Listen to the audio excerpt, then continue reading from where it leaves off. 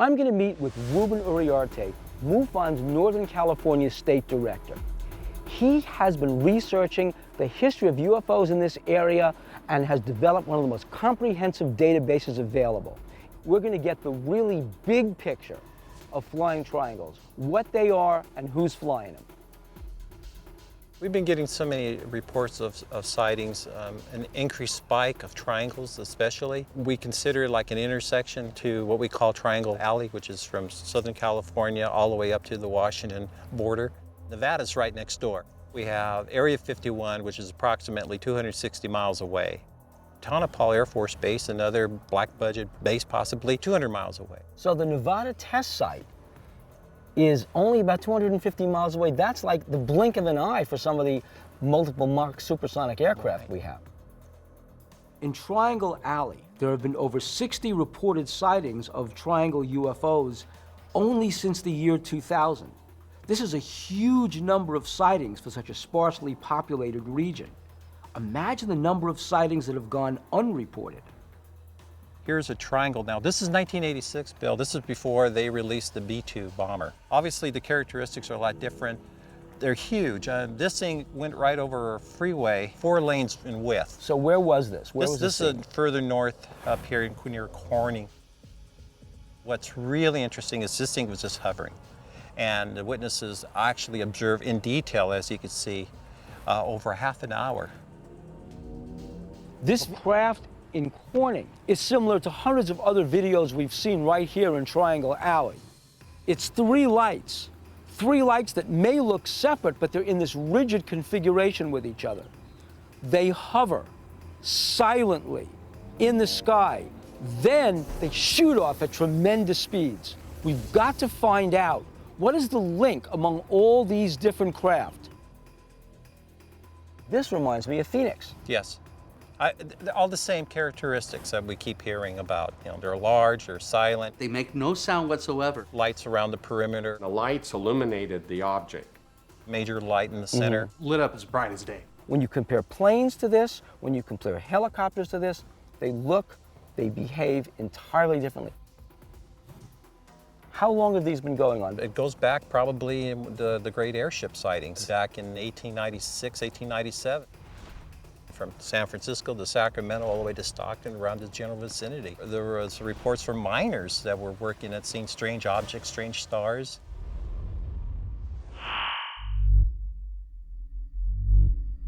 We're investigating the military's first response to UFO activity. We're in Corona, California, where on March 17th, a witness named Mike, who wishes to remain anonymous, saw an unidentified object in the skies near his house. According to his testimony, Mike's wife told him that military helicopters circled his house shortly after Mike's sighting. A coincidence? I don't think so. What's over in that direction? Actually, Lake Matthews and March Air Force Base are direct line of sight where this was flying. And let's consider the possibility that this is a hoax and somebody is simply flying a remote control helicopter that has lights strung around the sides. Maybe it's not 10, 12 miles away like you thought, it's actually a lot closer, but because the object is smaller, it gives the impression of distance. Have you shown this video to anybody else? I did, to a colleague at work. How did that person react to seeing the video? He was blown away. He couldn't explain it. He was completely stunned. Did you ask him not to tell anybody? No. It's not just the sighting that sounds so incredible. It's what happened next that blows my mind. Several days later, my wife witnessed 2 large black twin-rotor helicopters circling our home. My wife was very shaken up by it. So she knew instinctively that something was... They were looking for something. They were directly above our home. So what you're saying is this: on the 16th is the first time you saw this object, and you videotaped it. That's right? correct. The next day, on the 17th of March, you actually tell someone at work. I did. And then that same night, you see this object for the second time, the same object, you videotape it again. Yes, for 30 minutes. And then 2 days later, on March 19th, your wife reports that there are 2 black, unmarked helicopters flying around your home as though they're looking for something. Correct. Given Mike's employment with a DoD contractor and the fact that he brought these videos to work, does suggest a connection between the craft he witnessed and the unmarked helicopters seen shortly after. But it wasn't just the appearance of these helicopters that points to a military connection. A month after I was laid off, their reasoning was that they were going in a different direction, which didn't make any sense to me because I was hired there under a strict statement of what my duties were, and I was meeting all of those duties. When did you get the layoff notice? I didn't get any notice. I came back from lunch and I was walked off the facility by armed guards. Did you feel it was somehow in relation to the mentioning of the object at work? I do. Did the video contribute to Mike's layoff? It's possible, but it's also possible that tough economic times and budget cutbacks was the reason for his dismissal. This is close to an Air Force base. The Department of Defense might have had knowledge of this sighting and might have done something about it. I mean, to me, a lot of what's going on here screams military, military, military. If this were military, why would this be over roughly a residential neighborhood or a lake? Why would military helicopters chase as if they're searching for a military test craft? Could this be too good to be true? The video looks great. A close-up video of a donut-shaped object.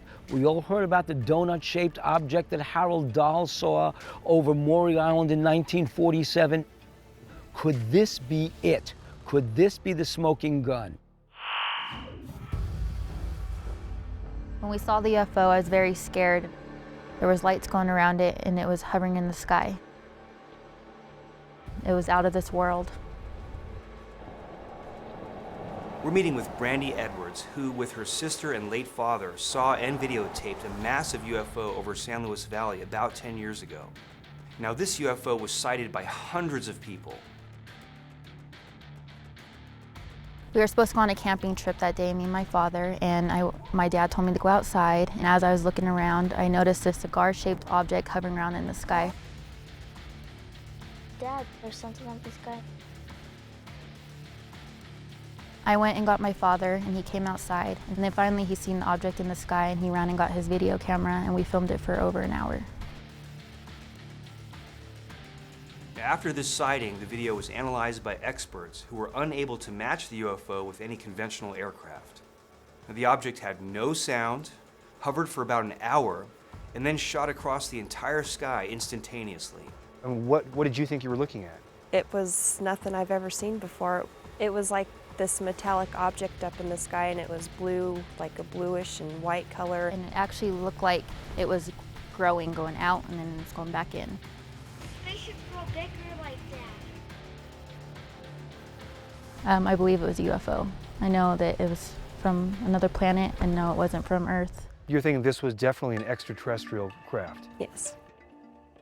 You know, I've heard that San Luis Valley is a UFO hotspot, but this video that we're looking at really seals the deal. We've heard stories of orbs coming out of the ground, and now we have video evidence of a huge cigar-shaped UFO. Can you judge at all how fast this object was moving? It was quick. It just took off. It was at one point, and then it was at another point. It probably moved 100 miles in a matter of a second. Based on Brandy's eyeline and the hundreds of other eyewitnesses, this object was traveling southeast through the heart of San Luis Valley, where multiple cattle mutilation cases have been reported. So have you heard about cattle mutilations in the area where you live? Yes, there was several that I had heard of after this had happened. Yeah, there were a lot after the UFO we seen it.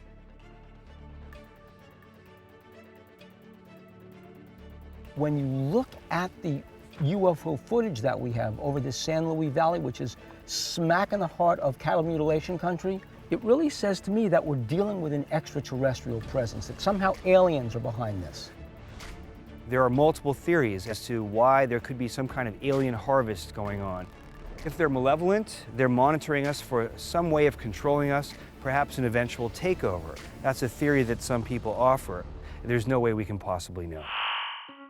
We have been inundated over the past year with so many reports of USOs. What exactly is a USO? You've heard of unidentified flying object, UFO. USO is submerged. It's an unidentified submerged object. I mean, I'm telling you, the email traffic has been huge.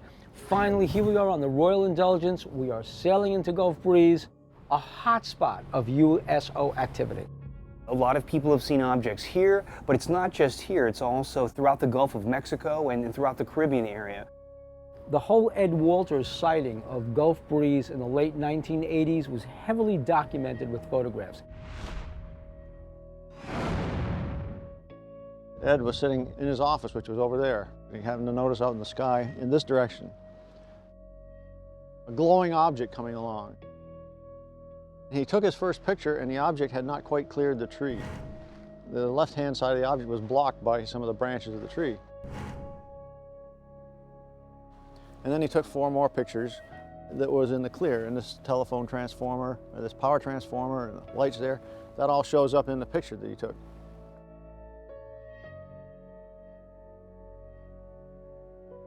I have to admit that the craft in Ed Walters' photos and the craft that was hand-drawn by one of the witnesses in Cuba, they look a lot alike. Both have a basic acorn shape, lights surrounding them, and both have a light that appears to be coming from the bottom of the craft.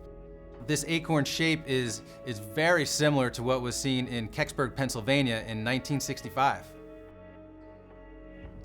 As time went on, over the next few weeks, he had sightings which he didn't tell anybody about. But other people had sightings as well, and they did publicize in the newspaper. Ed, over the years, he was called all sorts of bad names, shall we say, by the debunkers, and basically told that he was a big hoaxer. Ed Walters believed in his case, and he never let the skeptics get the best of him. He wrote a book about the whole ordeal where he says, "I'm an average family man. The debunkers describe me as not prominent or outstanding in any perceptible way. When I passed 2 lie detector tests, when I passed 8 hours of psychological tests that proved my sanity, they said nothing. The overwhelming events that rocked my family and our small town will not be hidden away by a few debunkers. Questions will be asked, and the answers will one day be discovered. Who are they and what do they want?" On what basis did people claim that Ed Walters' story might be a hoax? You have to understand that virtually any photo could be faked. With a Model 600 Polaroid camera, you press the button and the film comes shooting right out, right? Well, we found out that it is possible to double expose that, but we had to call up the Polaroid people to find out how to do it. And the guy said, you have to stop the motor. Now, Ed took his first picture with that, his first UFO picture with that camera the day after he bought it. Are we supposed to assume that Ed knew more about it than the Polaroid guy did? A double exposure involves taking a frame of film and exposing it not only to the original image, but also to a second image. The outcome is the images in the picture appear as if they're together in the photo, when in reality they were captured at 2 separate times, but on the same piece of film. A lot of UFO hoaxers use this double exposure technique to make it seem like they've taken a photograph of a genuine UFO.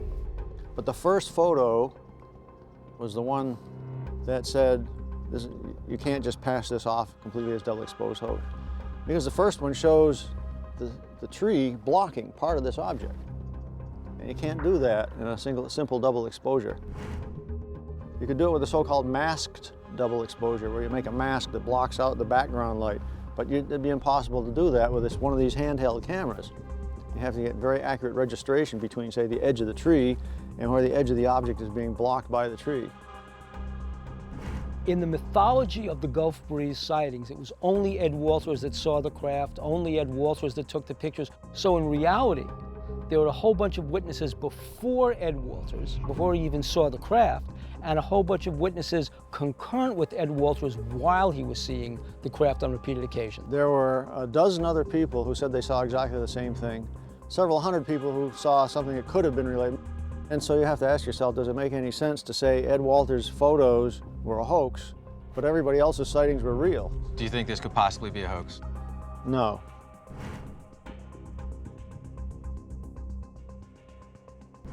This is only the tip of the iceberg. There are hundreds of UFO and USO sightings here in Gulf Breeze. There could be something in the water, something out there in the ocean that they could be attracted to.